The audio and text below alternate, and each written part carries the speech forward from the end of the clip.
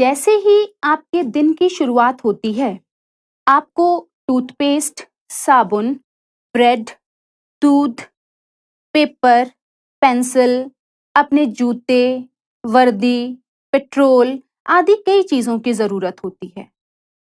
क्या आप इन सभी चीज़ों में कोई कॉमन या कोई साझा पदार्थ या कोई साझा गुण बता सकते हैं? बच्चों, ये सभी चीज़ें कार्बन यौगिकों की बनी हुई हैं। कार्बन दुनिया का चौथे स्थान पर मिलने वाला खनिज है और पृथ्वी की भूपर्पटी में मिलने वाला यह 15वां पदार्थ है। पृथ्वी की भूपर्पटी में कार्बन 0.18% कार्बोनेट, कोयला और पेट्रोलियम के रूप में मिलता है। हमारे वायुमंडल में कार्बन कार्बन डाइऑक्साइड गैस के रूप में मिलता है, जो सिर्फ 0.03% ही है। कार्बन के कुछ प्रकार जैसे कि ग्रेफाइट, हीरा या डायमंड और फुलरीन हैं। इन्हें हम कार्बन का अपर रूप भी कहते हैं। कार्बन का परमाणु अंक है 6, अर्थात इसमें 6 प्रोटॉन होते हैं और साथ ही 6 इलेक्ट्रॉन होते हैं। इसकी इलेक्ट्रॉन व्यवस्था है 2-4। 4 इलेक्ट्रॉन इसके सबसे बाहरी कक्ष में होते हैं। इसी कारण कार्बन की संयोजकता 4 है। यह 4 इलेक्ट्रॉन अगर कार्बन खो दे तो इसकी इलेक्ट्रॉन व्यवस्था हीलियम की हो जाएगी, क्योंकि इसके पहले कोश में सिर्फ 2 इलेक्ट्रॉन रह जाएंगे। लेकिन अगर ये 4 इलेक्ट्रॉन और ले लेता है तो इसकी इलेक्ट्रॉन व्यवस्था नियॉन की हो जाएगी। लेकिन बच्चों, ऐसा करना कार्बन परमाणु के लिए बहुत ही मुश्किल है। क्यों? आगे देखते हैं। चलिए बच्चों, अब हम कार्बन के परमाणु अंक, इलेक्ट्रॉनिक व्यवस्था, सहसंयोजन आबंध और सर्वोत्तमुखी प्रकृति के बारे में जानेंगे। बच्चों, जैसा कि मैंने आपको पहले बताया, कार्बन का परमाणु अंक 6 होता है। अगर हम इसकी परमाणु की संरचना को देखें तो इसके बाहरी कक्ष में यानी कि एल कोश में 4 इलेक्ट्रॉन हैं और अंदर वाले कक्ष में यानी कि के कोश में 2 इलेक्ट्रॉन होते हैं। इसके नाभिक अर्थात केंद्रक में 6 प्रोटॉन और 6 न्यूट्रॉन होते हैं। एल कक्ष को यानी कि सबसे बाहरी कक्ष को अपना अष्टक पूर्ण करने के लिए यानी कि बाहरी कक्ष में 8 इलेक्ट्रॉन पूरे करने के लिए और एक नोबल गैस या उत्कृष्ट गैस का इलेक्ट्रॉनिक व्यवस्था हासिल करने के लिए या तो अपने बाहरी कक्ष के 4 इलेक्ट्रॉन खोने पड़ेंगे या फिर 4 और इलेक्ट्रॉन प्राप्त करने होंगे। तो बच्चों, अगर कार्बन 4 इलेक्ट्रॉन प्राप्त कर लेता है तो इसके साथ ही कार्बन के ऊपर -4 ऋण आवेश आ जाएगा, जो कि संभव नहीं है। क्यों? क्योंकि कार्बन का आकार बहुत छोटा होता है और उसके बाहरी कक्ष में अगर 4 और इलेक्ट्रॉन आ जाएंगे तो इलेक्ट्रॉनों के बीच में उत्पन्न स्थिर वैद्युत प्रतिकर्षण बल को संभालना इस ऋण आयन के लिए संभव नहीं होगा। अतः 6 प्रोटॉन वाले नाभिक के लिए 10 इलेक्ट्रॉन को धारण करना मुश्किल हो जाएगा। दूसरी ओर, मान लीजिए अगर कार्बन 4 इलेक्ट्रॉन खोकर धन आवेशित आयन बन जाता है तो क्या होगा? बच्चों, यह भी संभव नहीं है, क्योंकि कार्बन का आकार छोटा होने के कारण नाभिक और इलेक्ट्रॉनों के बीच की दूरी कम है, जिससे इनके बीच आकर्षण ज्यादा है। तो 4 इलेक्ट्रॉनों को खोने के लिए बहुत अधिक ऊर्जा की आवश्यकता होगी। इसका अर्थ यह है कि यह दोनों ही केस संभव नहीं है। ना तो कार्बन धन आयन बनाता है और ना ही यह ऋण आयन बनाता है। इसलिए कार्बन अपने अन्य परमाणुओं अथवा अन्य तत्वों के परमाणुओं के साथ संयोजकता इलेक्ट्रॉनों की साझेदारी करके इस समस्या को सुलझा लेता है। अर्थात कार्बन सहसंयोजन बंधन बना लेता है, जो कि तत्वों के बीच में इलेक्ट्रॉनों की साझेदारी से बनता है। तो बच्चों, इस तरह कार्बन अपने 4 इलेक्ट्रॉन किसी और परमाणु के 4 इलेक्ट्रॉनों के साथ साझा कर लेता है और दूसरे तत्वों के साथ मिलकर सहसंयोजन आबंध बनाता है और नए यौगिकों का निर्माण करता है। सहसंयोजन बंध आयनिक बंध की तुलना में कमजोर होता है। इसी कारण कार्बन के यौगिकों का गलनांक और क्वथनांक आयनिक यौगिकों से कम है। कार्बन की एक और अनोखी योग्यता भी है, जिसके साथ वह कार्बन के ही और परमाणुओं से मिलकर लंबे या बड़े अणुओं की संरचना करता है।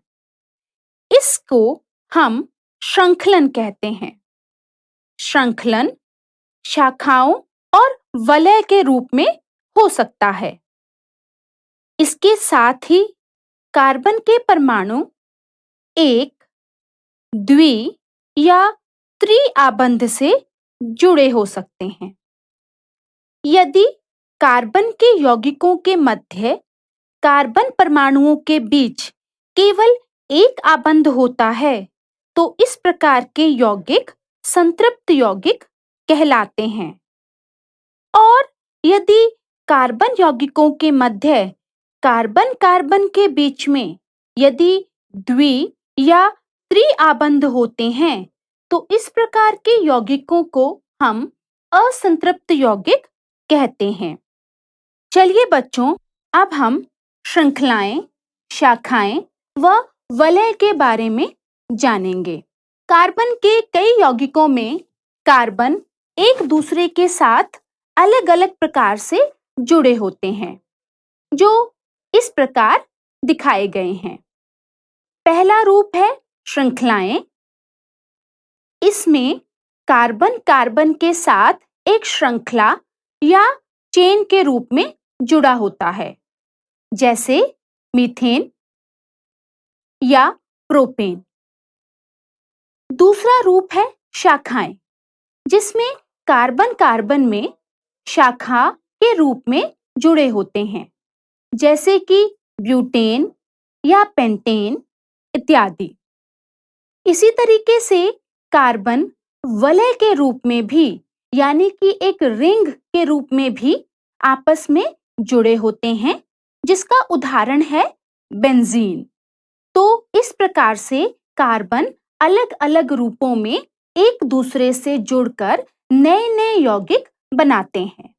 चलिए बच्चों, अब हम संतृप्त और असंतृप्त यौगिकों के बारे में जानना शुरू करते हैं। बच्चों, हमने मीथेन की संरचना समझ ली है। अब हम एथेन, एथीन और इथाइन के बारे में जानेंगे। C2H6 सूत्र के साथ बनने वाला यौगिक कार्बन और हाइड्रोजन से बना है।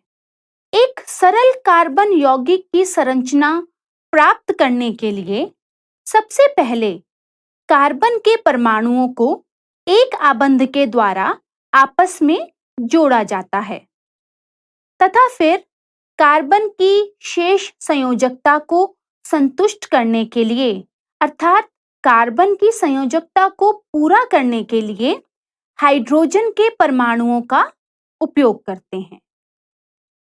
कार्बन और हाइड्रोजन के एक और यौगिक का सूत्र है C2H4। इसे हम एथीन कहते हैं। इसमें प्रत्येक कार्बन 2 हाइड्रोजन परमाणुओं से जुड़ा होता है, लेकिन प्रत्येक कार्बन परमाणु की संयोजकता अभी भी अपूर्ण है।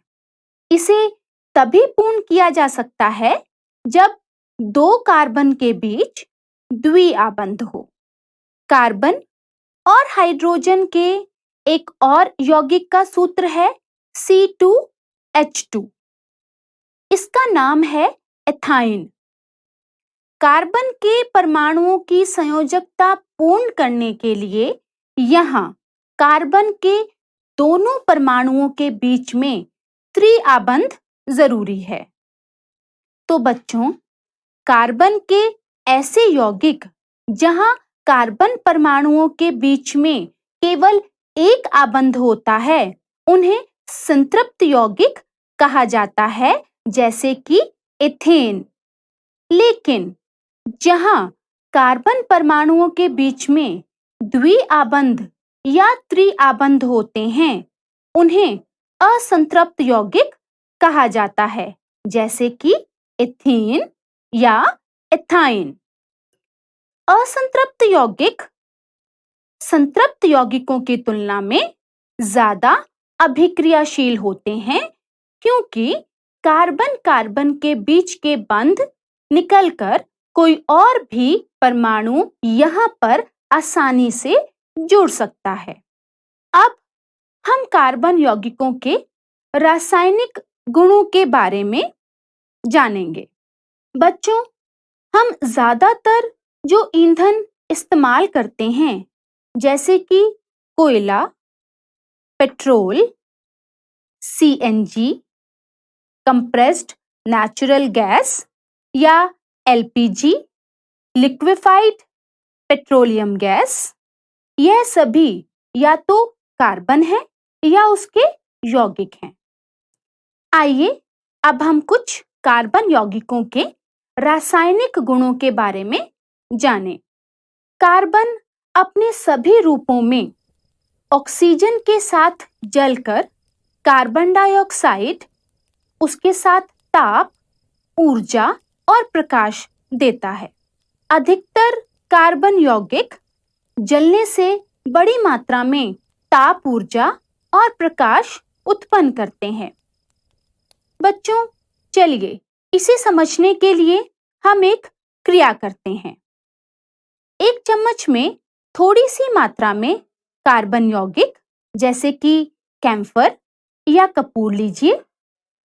एक दूसरे चम्मच में अल्कोहल लें। अब इन्हें एक एक करके जलाएं। उत्पन्न हुई ज्वाला को जरा ध्यान से देखें कि किसको जलाने से धुआं उत्पन्न होता है। अब ज्वाला के ऊपर धातु की एक तश्तरी रखें। देखिए, पहले कैम्फर को जलाने के बाद तश्तरी के ऊपर कजली या काली परत जम जाएगी। क्यों? क्योंकि बच्चों, असंतृप्त कार्बन यौगिक ज्यादातर काले धुएं वाली ज्वाला उत्पन्न करते हैं। लेकिन अल्कोहल के केस में तश्तरी के ऊपर कुछ नहीं जमा, कोई काला पदार्थ नहीं बना। ऐसा इसलिए हुआ क्योंकि अल्कोहल एक संतृप्त यौगिक है और संतृप्त यौगिक सामान्य रूप में साफ ज्वाला के साथ जलते हैं। चलिए इसे समझने के लिए हम एक और क्रिया करते हैं। एक बर्नर लीजिए और इसे जलाइए। भिन्न भिन्न प्रकार की ज्वाला या धुआं उत्पन्न करने के लिए यहाँ पर वायु की मात्रा को घटाइए और बढ़ाइए। आप देखेंगे कि वायु की मात्रा घटाने और बढ़ाने से संतृप्त हाइड्रोकार्बन से भी काली या कज्जली ज्वाला निकलेगी। बच्चों में घरों में इस्तेमाल किए जाने वाली गैस या मिट्टी के तेल के स्टोव में भी वायु के आने जाने के लिए छेद होते हैं ताकि भरपूर मात्रा में ऑक्सीजन मिल सके और ऑक्सीजन के मिश्रण के साथ यह गैसें जलकर साफ और नीली ज्वाला उत्पन्न कर सकें।